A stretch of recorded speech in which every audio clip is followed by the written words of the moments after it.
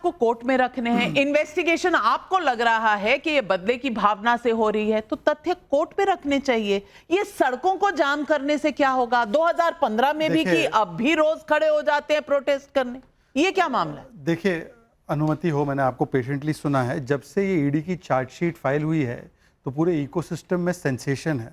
फड़फड़ाहट, तड़पड़ाहट, चटपटाहट, बड़बड़ाहट, कपकपाहट, थरथराहट, घबराहट और चुल। ये क्यों है? क्योंकि देखिए, राइट टू प्रोटेस्ट तो है, प्रोटेस्ट का अधिकार है, परंतु भ्रष्टाचार करने का जनसिद्ध अधिकार और कार्रवाई हो तो मैं चिल्लाऊं अत्याचार और खेलूं विक्टिमहुड कार्ड नहीं हो सकता। ये केस आपने बिल्कुल सही कहा, 2012 में शुरू हुआ। किसने शुरू किया? ट्रायल कोर्ट ने। ट्रायल कोर्ट ने बोला यंग इंडियंस को आपने बनाया है एक शैम ऑर्गेनाइजेशन की तरह 2000 करोड़ प्रॉपर्टी यूसअप करने के लिए 50 लाख रुपए में।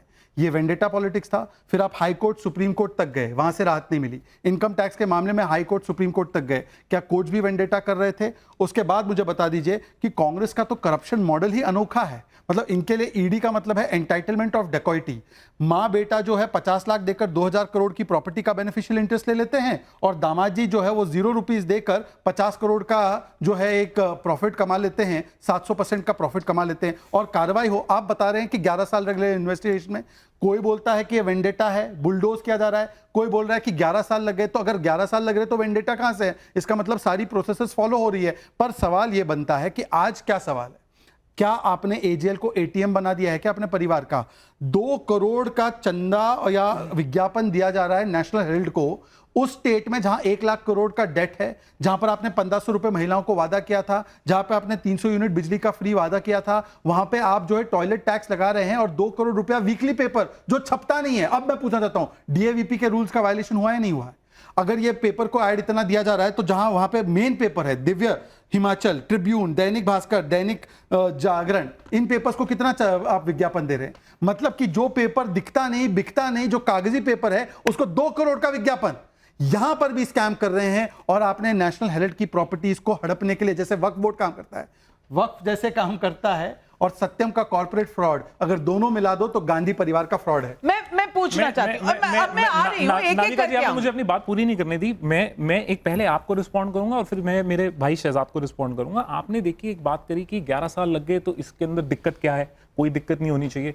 मैं सिर्फ ये बोलना चाहता हूं, मैंने अपने शुरुआती वक्तव्य में बोला कि इन्वेस्टिगेशन से किसी को प्रॉब्लम नहीं होनी चाहिए, लेकिन फेयर, ट्रांसपेरेंट और लॉजिकल इन्वेस्टिगेशन होनी चाहिए। मेरा सिर्फ एक ये कहना है तो कोर्ट ये नहीं कर रहा। एक सेकंड मैंने आपको इंटरप्ट नहीं किया। ये कौन डिसाइड करेगा कि फेयर इन्वेस्टिगेशन है कि नहीं?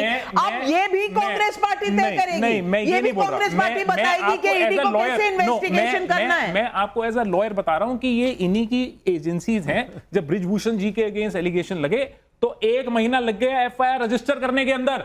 और मैं आपको और बताऊं कि जब ये मामला कोर्ट में गया कि किस तरीके से एजेंसीज काम कर रही हैं, किस तरीके से।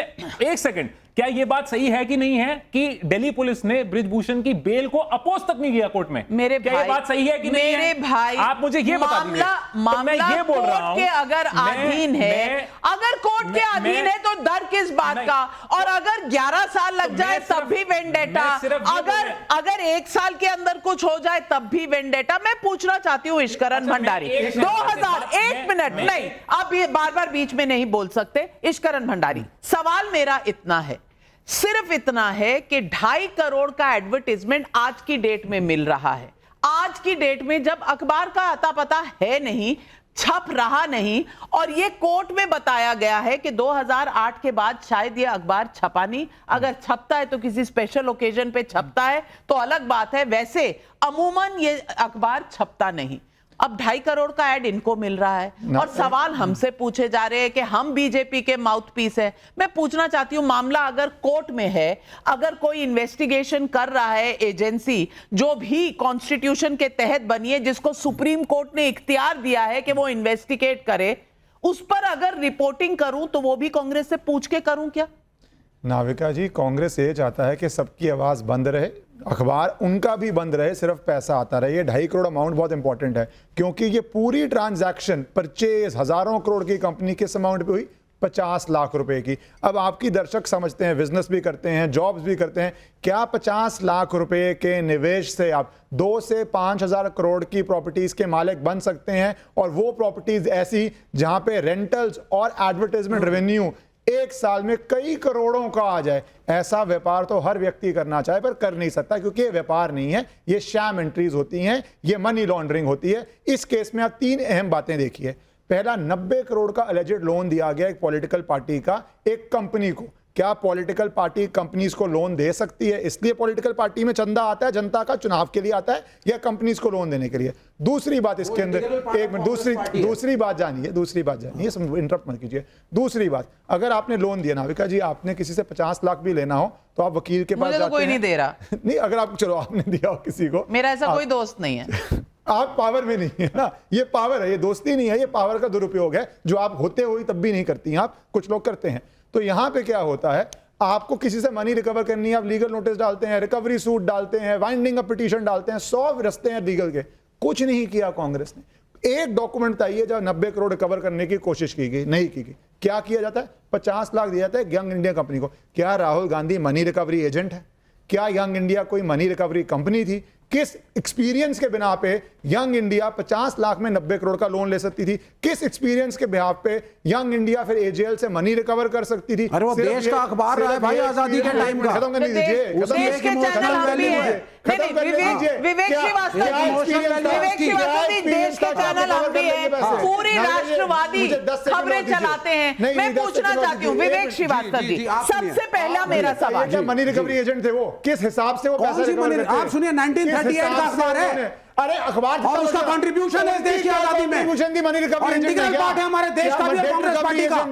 क्या हिसाब? वो चैनलों की तरह नहीं है जो फंडिंग करते हो बैठ करके। दूसरी बात आप बताइए मुझे, और खुलवाए जा रहे हो कांग्रेस को, मत बोलो मेरा मुंह मत खुलवाओ। एजीएल को पैसा दिया तो शेयर्स कांग्रेस के नाम पे क्यों नहीं है? सुन लीजिए, अब आप जो गलत बोल रहे हैं, प्रेसिडेंट। मुझे सबसे पहले विवेक श्रीवास्तव जी आपसे 2 बहुत सरल और सहज सवालों का सरल और सहज जवाब दे दीजिए।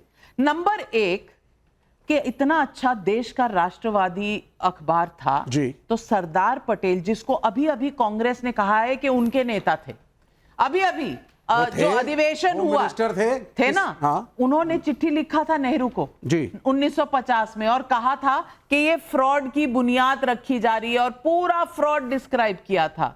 अब अगर फ्रॉड तब से चल रहा है और सरदार पटेल को आप कन्विंस नहीं कर पाए, तो मुझे बता दीजिए देश के अखबार से इतनी मोहब्बत क्यों?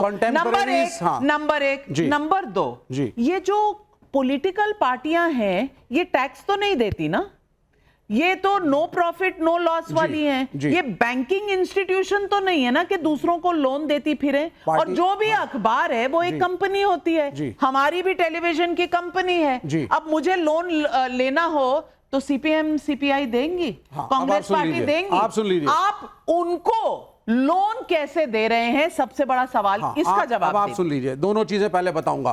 पहला, गलत एलिगेशन की सारी प्रॉपर्टी ट्रांसफर हुई है। अभिषेक मनु सिंघवी ने कोर्ट के अंदर साफ साफ लिखा है, और कहेंगे तो इंग्लिश में पढ़ देता हूं। देयर वाज नो ट्रांसफर और ownership of properties to Young India, only the share holding was transfer to Young India. उसके आगे पूरा नो नो नो नो जो कोर्ट में आप कम्युनिस्ट हैं, अब आप जो है ना, सुनिए, जब कोर्ट का आएगा तब आपको पता चलेगा। Properties not transferred. नहीं विवेक श्रीवास्तव, कोई भी बिल्डिंग ना ऐसे उठाकर किसी को नहीं दी जाती, ये बिल्डिंग की ओनरशिप कागज पे ट्रांसफर होती है। जज डिसाइड करेगा, लेकिन जो दलील टेक्निकली अभिषेक मनु सिंघवी ने कोर्ट को दी है, मैंने पढ़ी है, उसमें उन्होंने बिल्कुल नहीं मानी, ट्रांसफर नहीं है। कोर्ट ने सबमिशन नहीं मांगी। सुनिए, वो जो आर्गुमेंट करते हैं लॉयर, वो सबमिशंस होती हैं, कोर्ट का ऑर्डर नहीं, और कोर्ट ने सबमिशन नहीं मानी तभी केस क्वॉश नहीं हुआ। उन्होंने दिया ना, अरे सबमिशन का मतलब दिया ऑर्डर थोड़ी ना हो गया, सबमिशन होता है, ऑर्डर आ गया, जब ऑर्डर क्वॉश नहीं हुआ, बिल्कुल नहीं, केस क्वॉश नहीं हुआ। सुनिए, अच्छा एक मिनट, एक लॉजिकल सवाल, विवेक, एक लॉजिकल सवाल, फिर आप ही जवाब दीजिए।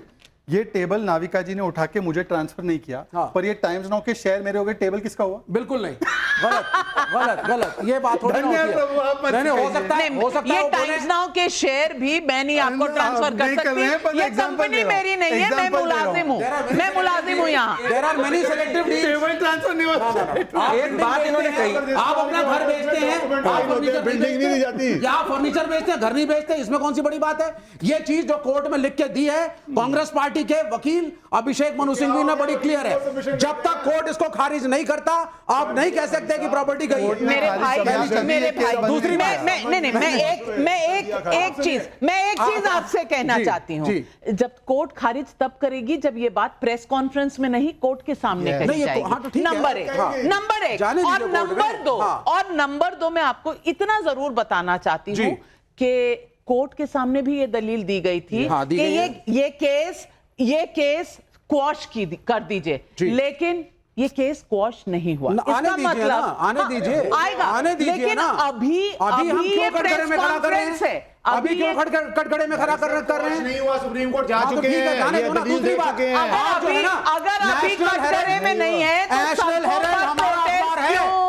इस देश का अगर अखबार अभी है। कटघरे में नहीं है तो आप सड़कों पर अखबार इस प्रोटेस्ट देश की- क्यों? नहीं नहीं नहीं, ये लोग, ये बीजेपी है, अखबार देश का। सुनिए, अखबार जिन्होंने, देश का। अरे सुनो, अखबार देश का। इन्होंने पैसा देश की कम होगा आजादी क्यों? में कोई योगदान नहीं दिया। अरे इनको अखबार क्या देश मालूम का है। नेशनल हेराल्ड की ये क्या काला मालूम नहीं इम्पोर्टेंस होता है? भाई। नाविका क्या जी, मालूम इसका जवाब देने दीजिए। एक मिनट, एक गांधी जी के अखबारों की क्या इंपॉर्टेंस है? इनको क्या मालूम? शांति शांति शांति शांति शांति।